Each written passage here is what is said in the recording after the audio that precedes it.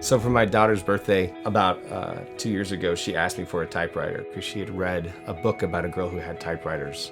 We talked about it a little bit, and I just told her, hey, they don't make typewriters anymore. She said, that's all right, I'll just ask Santa for a typewriter instead. I've always been really mechanically inclined, and so when she said that, I knew that we had to make sure Santa brought her a typewriter. I hope you enjoy this typewriter. It was not easy to find, but your daddy helped.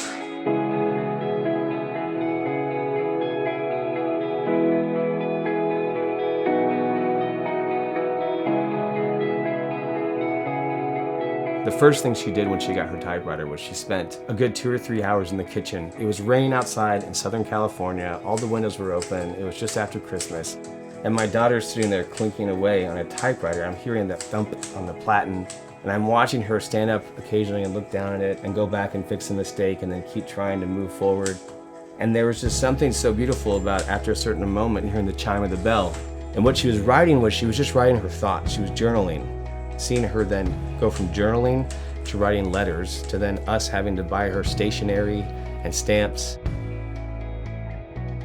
There's something about the sincerity and intentionality and typing someone a letter in a world that seems to be pushing this perfect impression on social media and other forms of outlets, to where if you make a mistake, you can just delete it and start over. With typewriters, you can't do that. What you decide to send on tape or what you decide to send on paper is literally what goes on the paper. And there's a huge difference between perfection and excellence. And I think the first form or way to get to being an excellent, virtuous, good person is by accepting you have mistakes. I decided that I too enjoyed it so much. And so I started with just finding one more typewriter for myself. It was a 1949 Smith Corona silent, not silent, but in comparison to some of the other ones, it was silent. And I put it on my desk at work, and slowly but surely people started seeing and people started asking about them. And then a couple of teachers from my daughter's school asked if I could try and work on their typewriter and fix it. And occasionally, if I find a really valuable one that I want to keep, I'll keep it, but I have a rule to keep myself simple. I never have more than 3 typewriters that are my own at any time.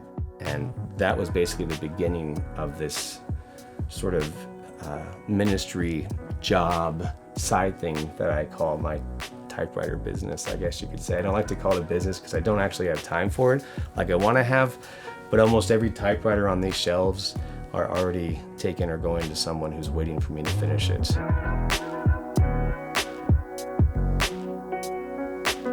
When you type on a typewriter, no person typing a note is going to have the exact same note, even if they use the exact same keys, because every single person types differently and every person will use a different level of force. And so each typewritten note or letter is just as unique as the person who wrote it. Recently, I came across a typewriter that was at an estate sale. It was a Royal Arrow model. It was dusty, it was dirty, it looked like it hadn't been used in probably 50 or 60 years. But the really unique part about it was on the platen, the rubber roller, the previous owner had taken this piece of paper to type out his notes about his 26 and a half years in the Navy. And he says, reminiscences of my 26 and a half years in the Navy. I had some good times, I had some bad times, and I had some scary times.